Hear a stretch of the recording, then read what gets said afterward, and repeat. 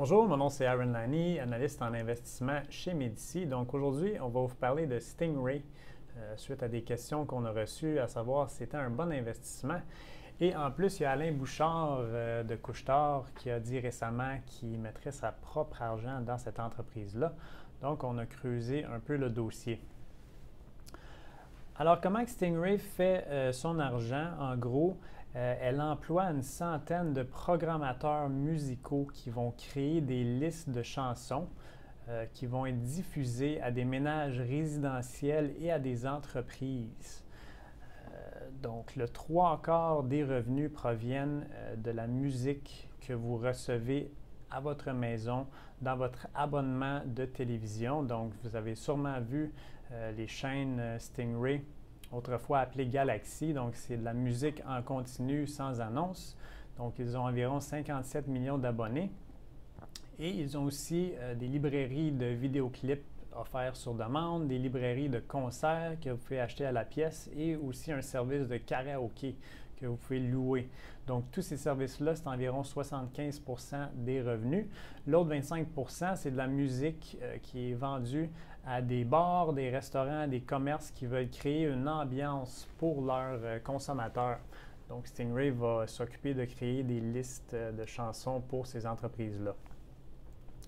Alors, quelques caractéristiques du modèle d'affaires, c'est important de comprendre. Un de leurs avantages, c'est que le coût de leur service au ménage résidentiel, c'est vraiment inclus dans le forfait de base d'abonnement à la télévision. Donc, vous n'êtes pas conscient que vous payez pour les chaînes Stingray, mais c'est quand même, c'est un petit montant. C'est pas gros, c'est environ 1 % là, de votre forfait. Donc, on parle de 25 à 40 cents par mois, là. C'est la deuxième chaîne la plus écoutée au Canada après TSN, qui est une chaîne sportive. Donc, les gens vont avoir tendance à mettre Stingray pendant une couple d'heures en faisant le ménage, etc.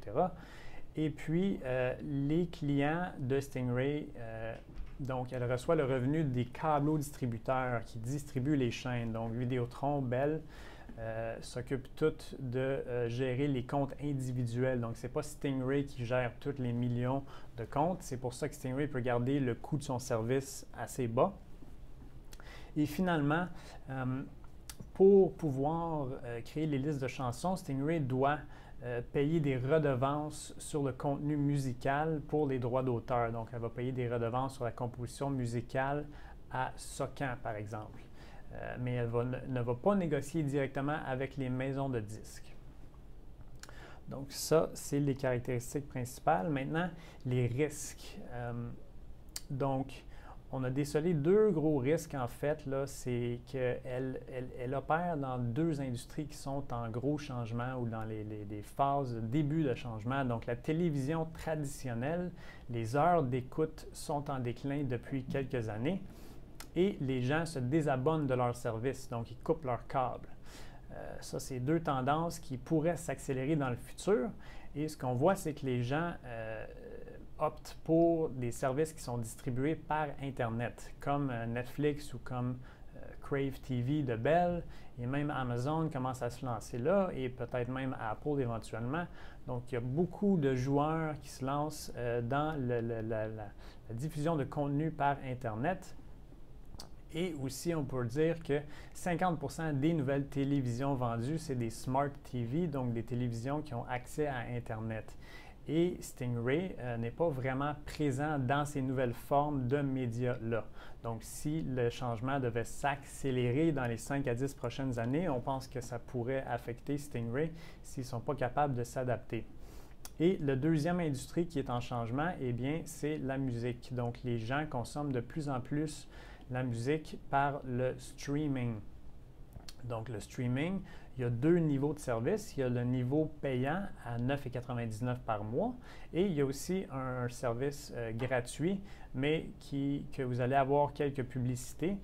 C'est un service qu'on dirait style radio-internet. Donc, vous choisissez votre poste de musique et vous pouvez l'écouter avec quelques annonces. Donc, partout dans le monde, il y a environ 600 millions d'utilisateurs de ces genres de services de streaming gratuits-là. Donc, on pense que c'est ce genre de service-là qui compétitionne le plus avec Stingray et les gens, de plus en plus, s'ils continuent à consommer leur musique de cette manière-là et qui délaissent la télévision traditionnelle, ça pourrait impacter Stingray à la longue. Et Stingray, bon, pour s'adapter à cela, ils ont sorti une application mobile que vous pouvez avoir gratuitement si vous êtes abonné à leur chaîne ou sinon vous allez devoir payer 9,99 $ par mois. Alors, étant donné ces deux gros risques-là, nous, Médici, on n'est pas à l'aise d'investir dans l'entreprise aujourd'hui. Ça pourrait changer si Stingray est capable de pénétrer les nouvelles formes de médias, par exemple.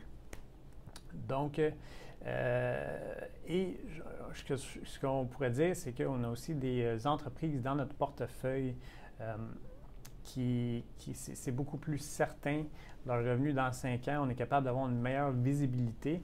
Donc, on arbitrage toujours là, entre nos meilleures idées. Donc, merci beaucoup de votre écoute. Mon nom, c'est Aaron Lani.